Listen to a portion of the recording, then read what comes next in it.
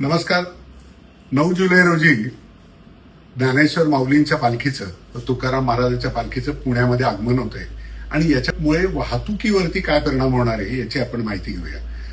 आम्ही जो पालखीचा रूट आहे त्याला 3 वेगवेगळ्या एरियामध्ये डिव्हाइड केलेला आहे. आता पहिला जो एरिया आहे जो मोखेल, विश्रांतवाडी, संगमवाडी, वाकडेवाडी, खडकी, पाटील इस्टेट हा एरिया हा साधारण सकाळी 3 वाजल्यापासून संध्याकाळी 5 पर्यंत वाहतुकीसाठी बंद असेल. जो दुसरा एरिया आहे ज्याच्यामध्ये Ganeshkhind road, Fergusson college road, Jangli Maharaj road, Shivaji road आणि थोडासा कर्वे रोड हा परिसर आम्ही शक्यतो 12 नंतर बंद करायला सुरुवात करणार आहे. सो 12 वाजल्यापासून संध्याकाळी 6 वाजेपर्यंत हा परिसर बंद असेल.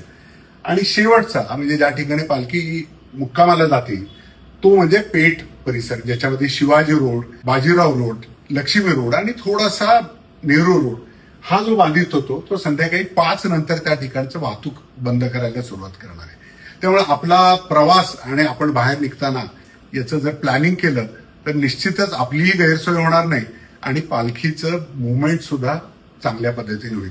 याबरोबरच आपल्याला जर पालखीचं लोकेशन पाहायचं असेल तर आपण diversion.punepolice.gov.in ही जर आमचं वेब पेज जर आपण बघितलं तर आपल्याला लाईव्ह पालखीचं लोकेशन मिळेल. म्हणजे आपल्याला दर्शनासाठी जायचं असेल तरी सुद्धा आपली त्याची सोय होईल.